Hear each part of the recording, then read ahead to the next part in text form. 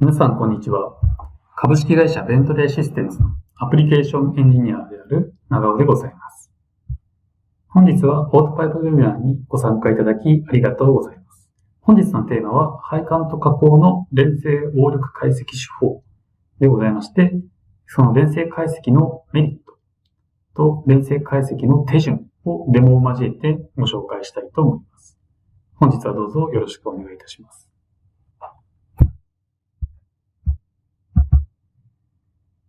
本日紹介する内容ですが、まずはじめに、本日デモを行うソフトウェアの紹介を行いたいと思います。上から順番に、オートパイプ、スタットプロ、サックス、オープンプラントを紹介したいと思います。ソフトウェアの紹介を行った後に、オートパイプとスタットプロの連成解析手法、それからオートパイプとサックスの連成解析手法をデモ動画を交えてご紹介したいと思います。最後に、プラント CAD ツールであるオープンプラントモデラーを用いるメリットについて紹介して、本日のウェビナーを終了したいと思います。まずはじめにオートパイプですが、皆さんオートパイプのウェビナーにご参加いただいておりますので、オートパイプのことはよくご存知かとは思います。こちらはベントレーが1980年代から開発を行っている配管設計のための配管応力解析ツールとなっております。解析のベースは有限要素法となっておりまして、針要素で解析を行っています。配管設計の様々なニーズを満たすために、様々な機能を有しております。いわゆる配管コードですとか、部品や材料のライブラリー、それから集めていった基準、といったものを用意しております。それから配管だけで解析を終えるのではなくて、その他の局所の解析ですとか、加工の解析ですとか、その他のツールと連成することも可能になっております。続きまして、スタッドプロですが、こちらも構造解析を行う設計ツールとなっております。また、解析は有限要素法ベース。こちら、加工などの梁や柱、壁、ブレースといった構造解析を行って設計を行うものになっております。オートパイプと同じですが、歯荷重や活荷重、それから風荷重などといったあらゆる荷重を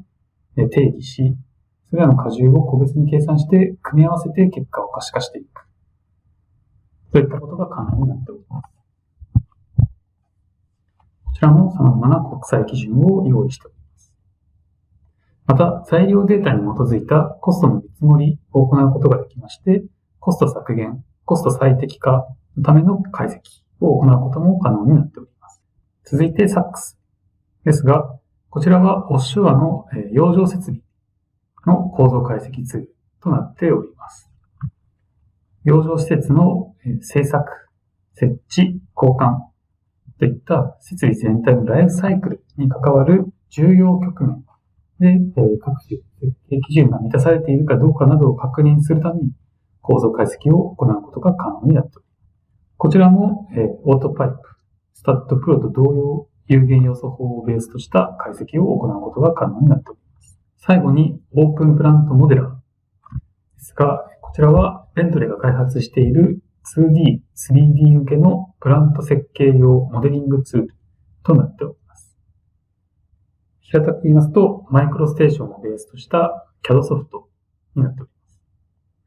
ます。ISO15926 に準拠しておりまして、様々なツールとデータ交換が行えるようなフレームワークで開発が進められております。これらのソフトウェアを用いて連成解析を行うメリットですが、配管と加工の構造解析を別々で行っておりますと、構造解析に入力するための配管のサポート入力を配管エンジニアの解析待ちになったり、それから加工の解析を行っているときに、実は入力情報が間違っていて、解析が手戻りになったり、といった設計のスピード感を増すために非常に遅延が起こってしまうようなことが考えられます。ただそこを連成解析を行って一つの枠組みとして解析を完了させてあげれば、手待ち、手戻りの設計の遅延というものが非常に減らせ、設計を高速化することができるようになります。また、通常配管のサポート点などは、フィックスされた状態で定義することが多いので、構造的な頑強さが真実とちょっと離れてしまう解析条件の境界条件といったものが曖昧な条件になっており、実際の物理現象にそぐわないような解析結果が得られてしまうといった、心配事がございます。これも連成解析を行い、下降のたわみ、変異とか反力といったものを正しく解析することによって、より現実に近い解析結果が得られるようになると考えられます。それから、設計の早い段階で下降と配管のホットクラッシュ、コールドクラッシュなどを検出することが可能になり、バーチャル上で、再設計を行い、実際に物を作る前に再設計を行うことによって再設計にかかるコストを削減することが可能になります。こういったメリットが連成解析にはございます。レントレーが用意している連成解析のツールとしては2つございまして、パイプリンクとインテグレイティッドストラクチャルモデリング ISM。この2つがございます。パイプリンクはレガシーなツールでして、オートパイプから配管の形状やサポートの荷重、反力などを、その他のソフトウェアに入力、それからその他のソフトウェアから出力してもらうためのツールになっております。下の ISM は次世代の連成解析のツールでして、ISM をハブとして、オートパイプからデータを入力したり、ISM からデータを引っ張ってきたりして、その他のソフトウェアも同様に ISM に入力、出力していくことによって、ISM を通して連成解析を行っていく、そういったフレームワークになっております。現状、オートパイプ、スタッドプロの解析はパイプリンク、オートパイプ、サックスの解析は ISM で行うことが可能になっております。それでは、オートパイプ、スタッドプロの連成解析を紹介したいと思います。連成解析の手順は大きく3つに分かれています。まず最初にオートパイプを立ち上げまして、オートパイプのモデルを作成し、解析を実行して、パイプリンクでサポートの反力を出力していきます。並行して、スタッドプロのモデルを作成し、配管の解析結果を読み込み、配管とフレームの構造解析を実施します。配管の反力、荷重を考慮した状態で、パイプリンクにその結果を出力していきます。最後に、オートパイプにスタッドプロの解析結果を読み込みまして、連成解析を実施していきます。これでオートパイプ上で加工の合成を考慮した配管の応力解析が完了します。配管応力解析を行って、パイプリンクでオートパイプとスタッドとオートパイプをつないでいく。そういったイメージで解析を行っていきます。では、こちらのデモ動画をご覧ください。まず最初にオートパイプのモデルを作成して、パイプリンクで、データを出力するところまでお見せしたいと思います。フォルダの構成として、オートパイプ、パイプリンク、スタッドとフォルダを用意しています。オートパイプとスタッドはあらかじめモデルを作成している状態から始めたいと思います。今回連成解析を行うモデルは、オートパイプのエグザンプルに入っているファイルを用いてご紹介したいと思います。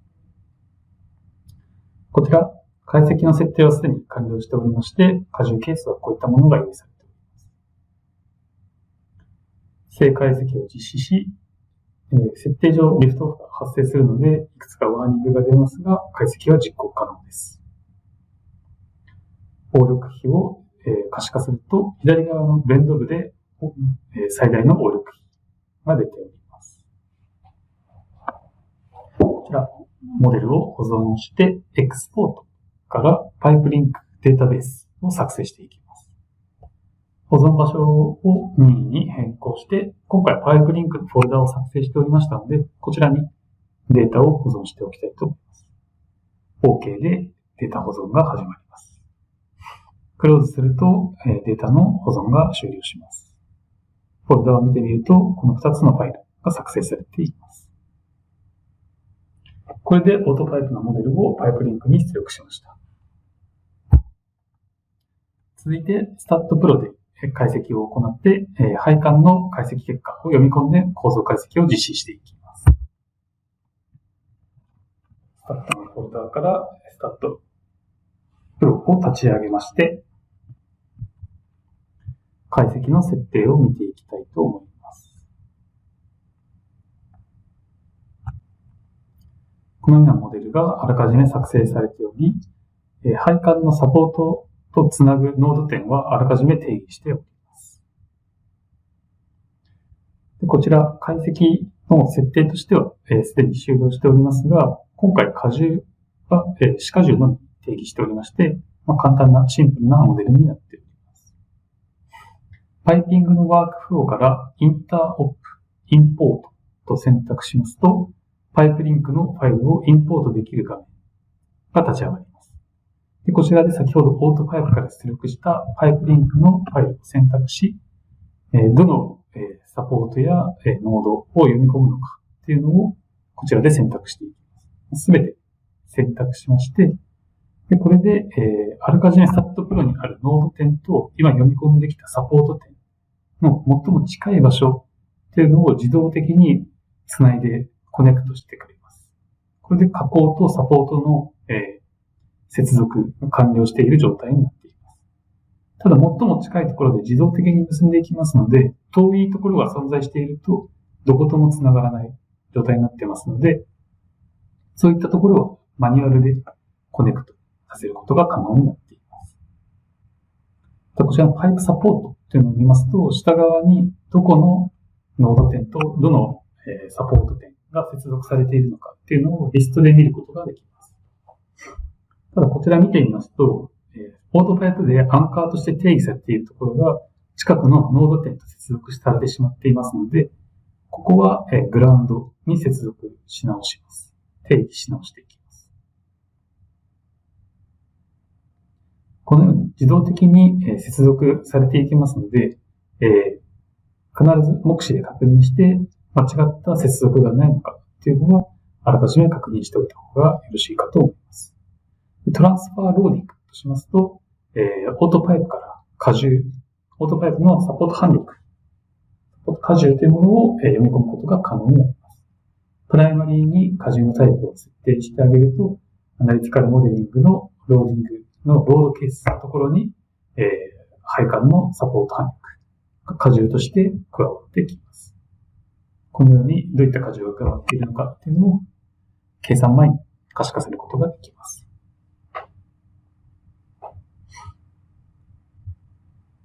これで解析ができる、実行できる状態になっておりますので、ランアナリシスで解析を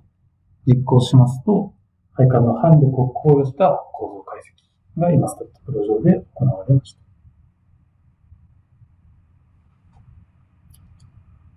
反力に打つと、こういった数値が入っています。また、パイピングのワークフローに戻りまして、インターオープのボタンからエクスポートを選択します。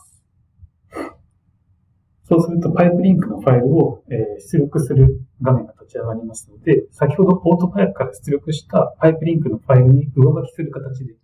データを保存していきます。データが保存が完了して OK ボタンを押すと書き込みが終了します。で、フォルダのパイプリンク見てみますとデータが保存されているのがわかります。続いて、オートパイプに構造解析、先ほどの SAT Pro の解析結果を読み込んで連成解析を終了したいと思います。オートパイプに戻りまして、Insert Modeling の Modeling from Stat using SQLite Pipe-Link のボタンを押します。こちらから、先ほど SAT で出力したパイプリンクのファイルを読み込んでいきます。ファイルを選択してオープン。で、プロンプトが立ち上がって、今、入力が完了しました。Next ってやっていきますと、パイプリンクからどういったデータが入力されていくのかっていうのをビューログで確認することができます。こちらテキストベースでどんなデータが入ってきたのかというのを確認可能です。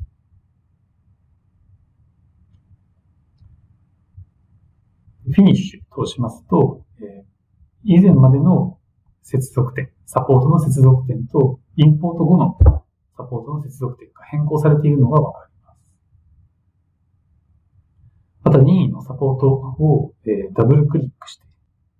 プロパティを見てみると、connected to のサポート点が加工の番号に切り替わっており、また入力グリッド、サポートの項目を見てみると、connected to が数値で、加工の数値になっていることがわかります。この状態で解析を実行することができます。解析結果、可視化してみますと、最大の応力比が出た場所が配管のみのモデルの時とはまた違う場所で応力比出ていることがわかるかと思います。この解析結果ですが、最大の応力比、配管のみの場合と配管と構造を組み合わせた時の場合で、誤差として 80% 近く違いが出てきております。この 80% が非常に誤差大きいですが、配管のみの場合と配管と構造の場合、どちらがより正しいのかというのはまだ議論の余地がありまして、物理現象を見てみないと少しわからないところもあるんですが、より物理現象に即してモデル化されているのは配管と構造の解析モデルの方であるかと思います。ここまでがオートパイプとスタッドプロのモデリング手法になります。続いて ISM による、連成解析の手法というものをご紹介したいと思います。こちら ISM というのは、もともとは BIM を、実現するために開発されている、データ交換のフレームワークになっております。主にベントレーの製品の連携を行っていきますが、他社ベンダーの Revit ですとか Tecla といったソフトウェアと連携することも可能になっております。ISM は設計者を支援するための製品でもあり、フレームワークでもあり、概念でもあります。行えることはデータ交換だけではなくて、ディビジョンを管理し、変更点を追跡していく。それからワークフローを作成して進捗を管理する。といったことが可能になっております。現在 ISM で動作可能な製品はこちらの製品になっております。この中で、スタッドプロ、オートパイプという2つの製品がありまして、どちらも ISM にデータを入力、出力することが可能なんですが、現状オートパイプからスタッドプロに配管の反力、荷重データを出すことができませんので、現在はここの連携はパイプリンクで行っていきます。開発が進んでいきますと、ここも ISM で動作可能になるようになります。この ISM は、拡張子ですので、ビューアーが存在しております。このビューアーはストラクチャラルシンクロナイザーっていう名前でして、こちらフリーで用意しております。ベントレーのダウンロードサイトからダウンロードすることができますので、ストラクチャラルシンクロナイザー検索して、ぜひダウンロードしてみてください。変更管理を、どこが変更されたのか、またアクセプトですとかリジェクトということが行いまして、どこが変更されたのかを確認して、この変更は受け入れられないという場合であれば、リジェクトして変更した人に理由をつけて返すということが可能になります。なので、このフリーのビューアーを管理者の方が持っていて、解析エンジニアが変更したものを管理者の方が確認して、次の工程に渡していくといったことが可能になります。リビジョン管理を行うこともできまして、解析が進んでいって、最終的に間違いに気づいたときに、どこで記録を間違えてしまったのかというのを、ファイルを、リビジョンを追跡して変更点を探っていくことが可能になっております。また異なる2つのリビジョンを比較することができます。それでは、オートパイプと SAXS の連成解析をご紹介したいと思います。ISM を使った連成解析の手順ですが、まずオートパイプで解析を行ってモデルを ISM に出力していきます。で、SAXS のモデリング機能で配管解析の結果を読み込んで、フレームと配管をサポートを結合して、その結合したモデルを ISM に改めて出力し直します。その結合されたモデルをオートパイプに読み込んで、配管と構造の応力解析を行って、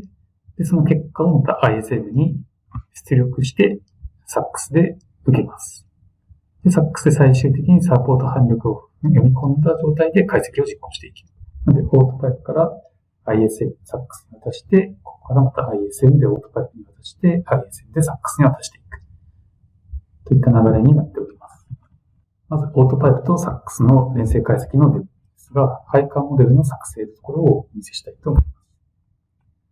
先ほどのパイプリンクと同様にですね、オートパイプ ISM、SACS とフォルダを用意しております。こちらもオートパイプと SACS のモデルはあらかじめ作成されているという前提でご紹介したいと思います。オートパイプの配管モデルはこのように作成されております。ちょっと視認性を良くしまして、こういったモデルですね。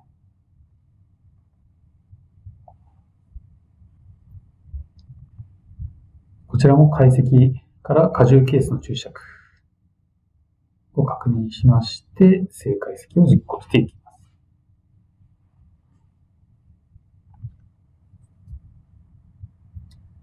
で、応力比を見てみますと、こういった応力比が出力されております。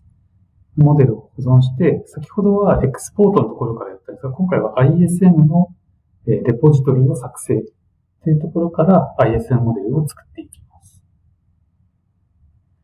ISM モデルを作成するウィンドウが立ち上がりまして、ISM のフォルダに適当な名前でデータを保存していきます。スタートを通すと、データの書き込みが始まりまして、ISM モデルを書き込んでいます。書き込みが終了しますと、自動的に、先ほどのビューはですね、ストラクチュラルシンクロナイザーが立ち上がって、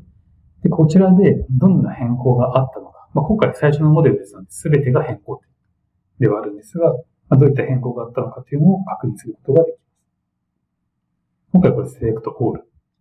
してアクセプトしてアップデートしていきます。アップデートを行うことで、この変更が、承認された形になります。ファイナライズされるイメージですね。で、OK と。これで、今、オートパイプから ISM にデータを出力していきました。続いて、配管モデルをこの SACS に移していきまして、で SACS で配管と、フレームを結合していきます。SACS を立ち上げて、あらかじめ用意しているメインスティールが SACS のモデラーを開きまして、SACS であらかじめ作られているモデルは、こういった加工のモデルになっております。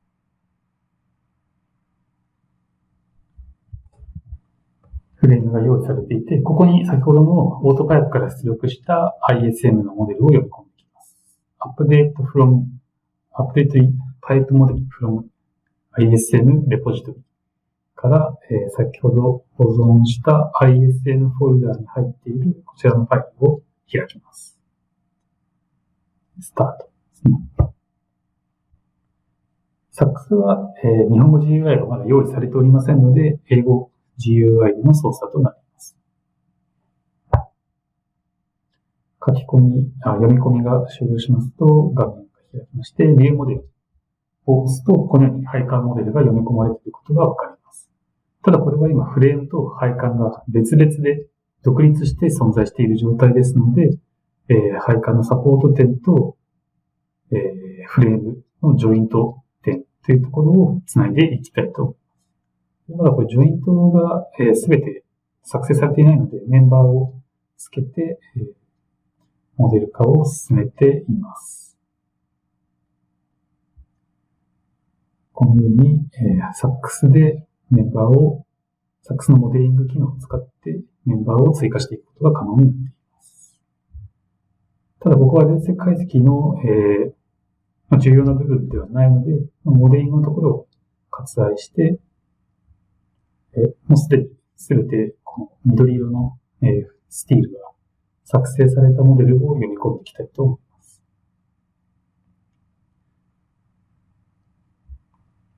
これで配管のサポート点と、フレームのジョイント点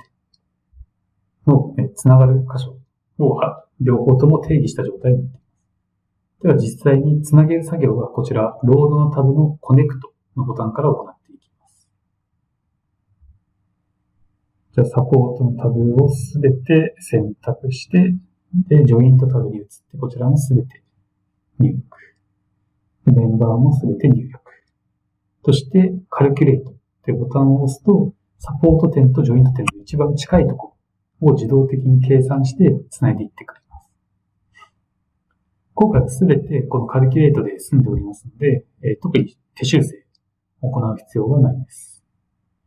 コネクションサマリーというボタンを押すと、どことどこが繋がっているのかっていうのをリストで見ることができまして、でかつこのリスト選択すると、左側のモデルのところで選択された場所っていうのがハイライトされています。このようにして、モデルが正しくモデル化されているのかっていうのを確認することができまして、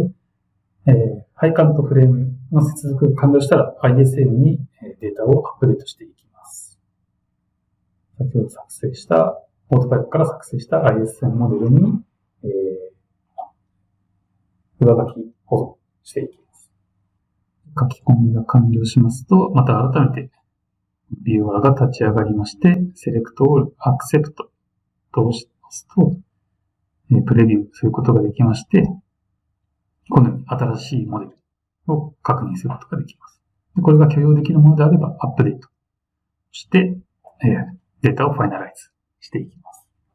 これが2つ目の手順ですね。で今つなげられた配管とフレームのモデルをオートパイプに戻して解析を実行していきます。アップデートのところですね。アップデートが完了したらオートパイプに戻りまして ISM から今度レポジトリから更新のボタンを押しまして、で先ほどの ISM モデル、こちらパイプリンクですね。ISM モデルを選択して開く。で、スタートボタンを押すと ISM から、サックスから出力されたフレームを含めたモデルを今、オートパイプに読み込ませようとしています。これは先ほどオートパイプから出力したデータからの変更点のみを今読み込もうとしています。これプレビューを押すと、変更点のみが今可視化されました。で、このマップリング機能で、どことどこが読み込まれていくのかっていうのが、確認することができます。これはリストで確認するだけですので、見ておいてください。というところですね。で、OK を押して、で、書き込みがさらに続いて完了すると、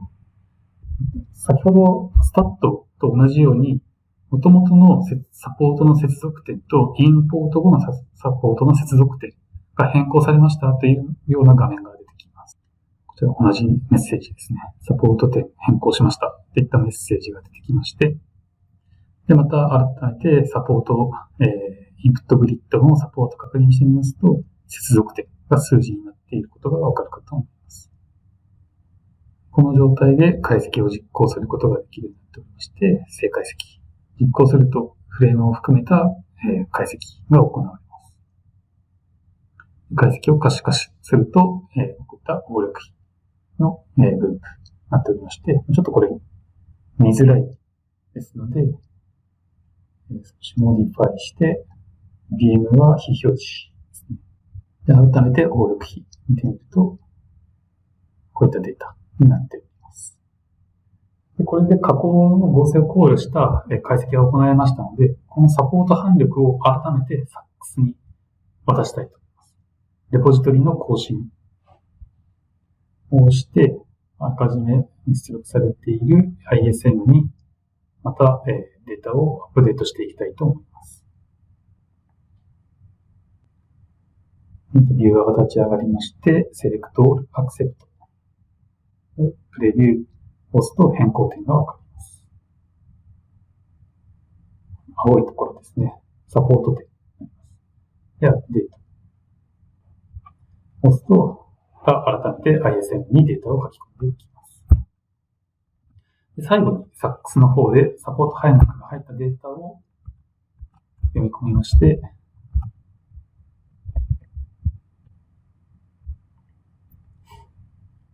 こちら、またシードサックスのモデリングのところから、ISM を選択して、アップデートパイプモデル from ISM レポジト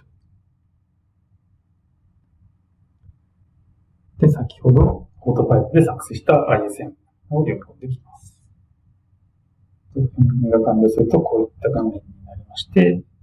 先ほど作成したモデルと、見た目レベルで何も変わってないんですけども、こちらトランスファーローディングを押すとサポートの範力を読み込むことができます。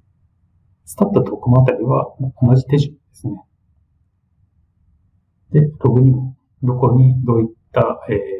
範力を読み込んできたのかというのが出力されてきます。でもこのデータを保存して SAXS 上で正解析を実行することによってサポートの範力を、このデータジェというので、もっと具体的にどの荷重ケースの時のどういった範力が読み込まれてきたのかというのを見ることができます。ここにですね、オートパイプロードケース、ネームプレッシャーがありますので、内圧かかっている時の、内圧が運転されている時の、配管の範力というものが今、フレームにかかるような設定になっています。以上がオートパイプと SAXS の連成解析の手順となります。最後にオープンプラントモデラーを利用するメリットについて紹介したいと思います。オープンプラントモデラーはプラント全体モデル化できますので、CAD ソフトですので、モデル化しておき、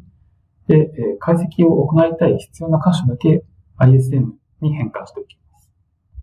ISM に変換しておけば、そこをハブとして、そこからオートパイプのモデルを作成したり、スタットプロのモデルを作成したり、SAXS のモデルを作成したりすることができまして、データを一元管理できる。かつ、連成解析もすべて ISM を介して行っていきますので、設定方法も一元化されて、いろんなオペレーションを覚える必要がなくなって、非常に、用いていくメリットが出てきます。ただ現状、オートパイプとスタットプロはまだ ISM を介して連成解析を行うことができませんので、ここの機能が解除されましたら、改めてオープンプラントモデラーを用いた連成解析手法というのをご紹介したいと思います。ISM ビューアーのダウンロードは、ベントレーのコネクトセンターからソフトウェアダウンロードのところから、ストラクチャラルシンクロナイザーを検索するとダウンロードすることが可能となっております。本日のウェビナーは以上となります。ウェビナーの内容に関しまして何かご不明点やご質問などございましたら、私までご連絡いただければと思います。本日はどうもありがとうございました。